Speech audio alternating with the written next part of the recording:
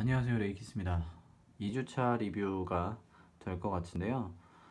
일단 제 개인적으로 일정이 좀 많다 보니까 소니 리뷰 일정에 좀 맞추지 못하게 돼서 제가 좀 늦게 업로드를 계속 하게 되는 것 같아요. 그래서 담당자분에게 조금 죄송하다는 말씀으로 먼저 이야기를 좀 드릴까 하고요.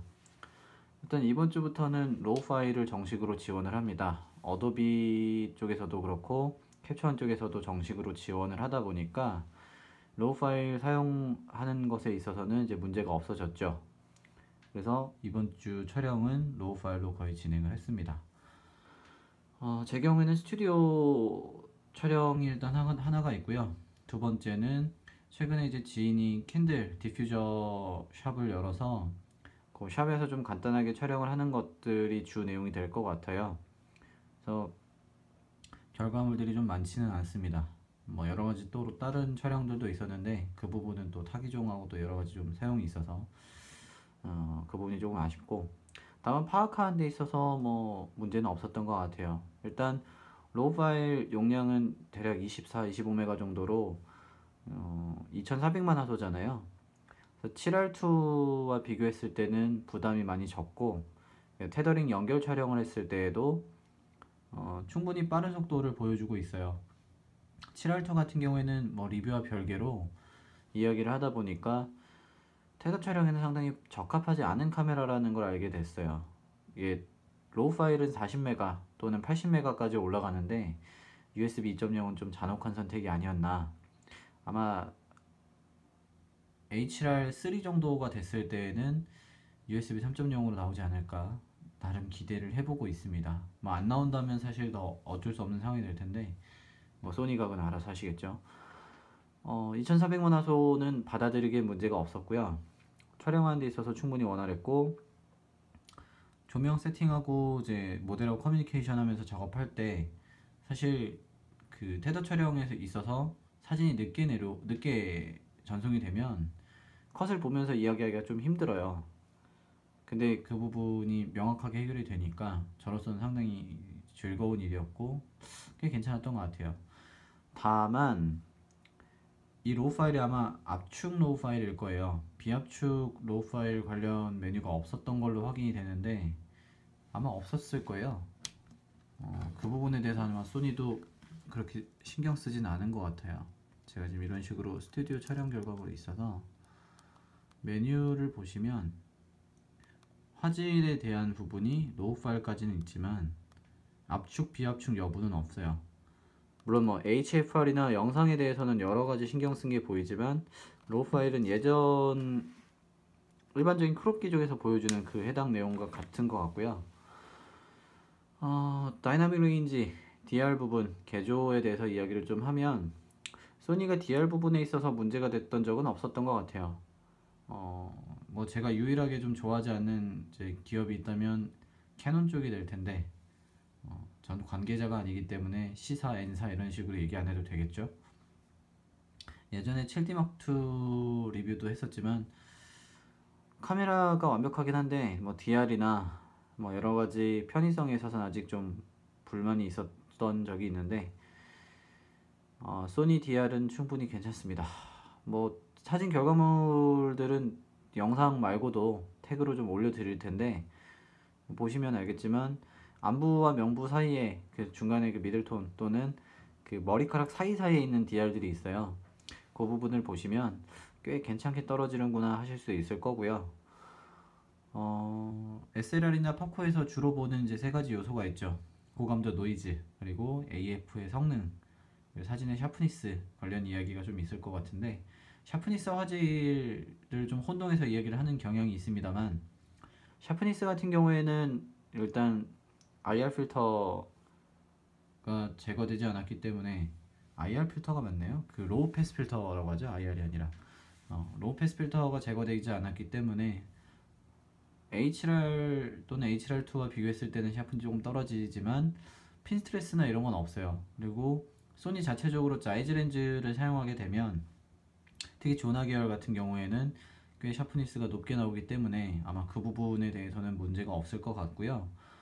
이번 주 같은 경우에는 이제 1800호 렌즈는 제가 먼저 보냈고 번들 렌즈로 사용을 했습니다. 그래서 샤프니스가 높지는 않은데 결과물은 충분히 깔끔하게 떨어져요.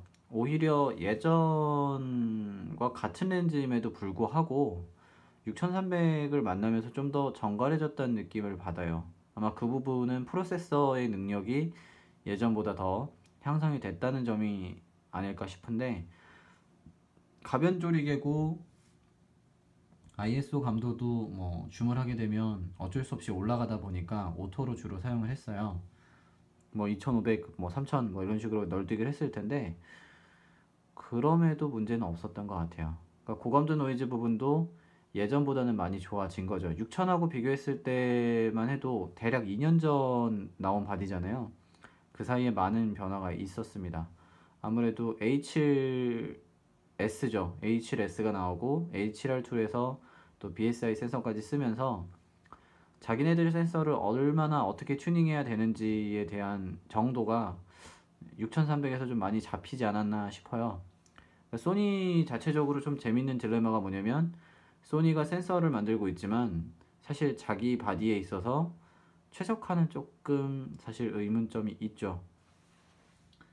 이분은 담당자가 좀 싫어하실 내용이지만 어쩔 수 없습니다. 페이전이든 뭐 니콘이든 소니 센서를 사용하고 있어도 같은 비교를 하게 되면 사실 니콘이 좀 더 점수를 많이 받거든요. 아마 그 점은 최적화의 문제가 있을 텐데 6300은 그 점이 많이 해결이 된 것 같아요. 상당히 결과물들이 깔끔하고 정갈하다는 느낌을 받습니다. 그리고 또 마지막으로 이야기를 더 하면 편의성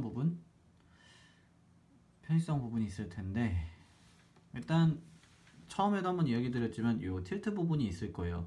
제가 최근에 바디를 좀 정리를 하면서 워킹을 해야 되다 보니까 니콘 D810을 사용을 하는데, 저도 기본적으로 HL2 또는 이제 A7 시리즈를 모두 사용을 했었거든요. 그리고 6000도 사용했었고, 그러다 보니까 드는 습관이 뭐냐면, 뷰파인더를 잘 안 보고 로우 앵글이나 하이 앵글로 넘어가면 요 LCD 화면을 틸트를 해서 작업을 했던 게 많은 거죠. 뭐 요렇게 내려서 하이 앵글로 이렇게 해서 보거나, 로우 앵글의 경우 완전히 이렇게 올려서 촬영을 하는 경우가 많은데, DSLR은 그게 되질 않잖아요.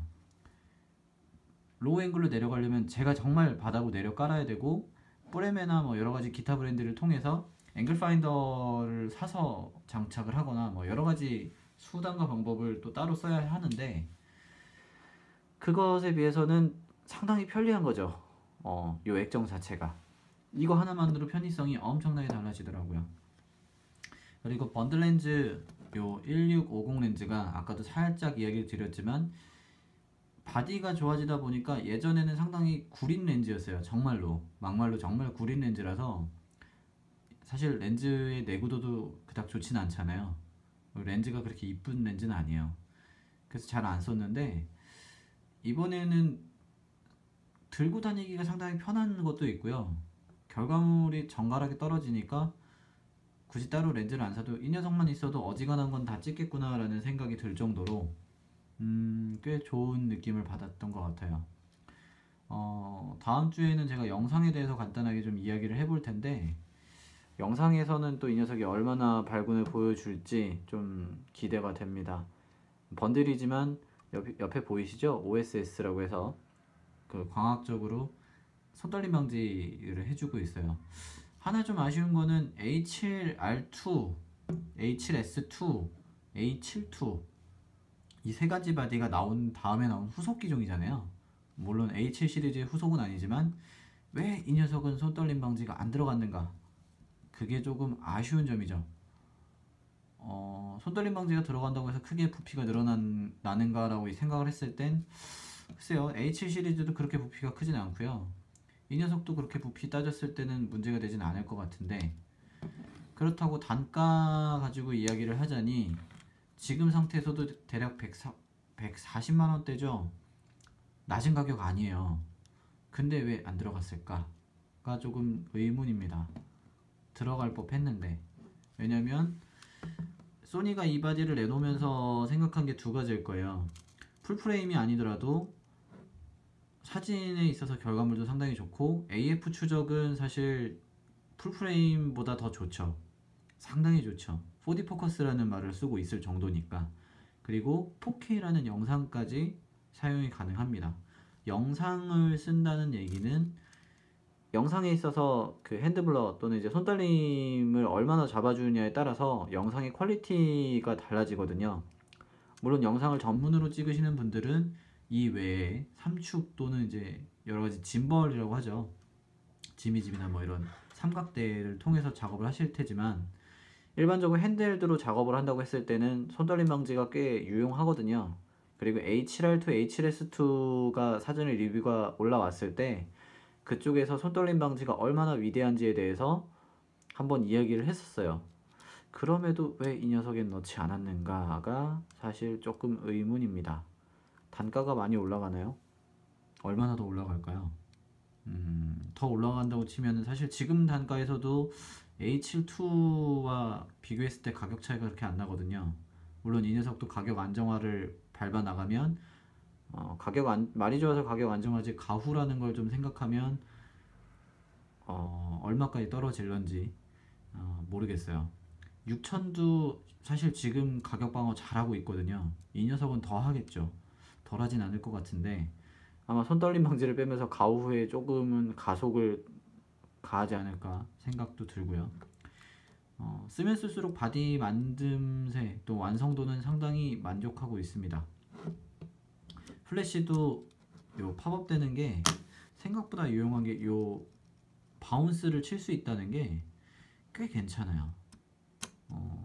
캔들샵에서 촬영할 때 가끔 썼는데요. 한 두세 번 정도 사용했는데 없는 것보다 확실히 결과물이 좋더라고요. 물론 가이드 넘버가 그렇게 높진 않습니다. 이 작은 거에 많은 걸 바라면 안 되겠죠. 일상적으로 쓰기에는 정말 완벽한 카메라가 맞아요. 물론 여기다 프로의 논리를 좀 넣기 시작하면 말이 길어지지만 굳이 그럴 필요는 없을 것 같아서 첫 주에는 제가 이바디에서 되게 안 좋은 얘기를 좀 많이 했던 것 같아요. 이렇게 안 좋다 저렇게 안 좋다 이 얘기를 했었는데 좀 쓰다 보니까 이 부분은 좋고 또 저 부분은 안 좋고 좀 더 명확해지고 좀 더 손에 익고 있기는 합니다. 근데 그래도 완벽하게 좋냐고 하면 그건 조금 퀘스천이지만 제가 4주차에 갔을 때는 뭐 평소 리뷰하듯이 포토샵으로 편집된 이제 스크롤 좀 길게 내려야 되는 리뷰 글들을 조금 같이 쓸 텐데 그쯤에는 좀 더 친해지고 더 좋아지길 바라고 있어요. 괜찮습니다. 이제 3주차 리뷰에 대해서 간단하게 좀 이야기를 하면 저번 첫 주에도 간단히 이야기 드렸지만 영상 부분을 조금 다룰 거고요. 제가 요즘 운이 좋게도 고양이 한 마리와 같이 살고 있습니다. 그래서 고양이를 데리고 HFR과 같은 좀 특이한 상황의 촬영들을 좀 하지 않을까 싶어요. 사실 이런 기능들이 필요한 게 아이들 촬영할 때도 필요하지만 반려동물들 키우시는 분한테도 상당히 유용하다고 생각하고 있어서 한번 촬영을 해볼 거고요. 늘상 저는 인물 촬영을 주로 하고 있기 때문에 스튜디오 샘플링 작업을 또 다음 주에는 하거든요. 그래서 그 작업을 할 때 6300을 활용할 예정입니다. 예전에 그 스튜디오 촬영을 좀 많이 했기 때문에 그 6300이랑 카리사 조합을 가지고 한번 인물사진 관련 테크닉 뭐 연재를 할 때 표지로 썼던 적이 있어요.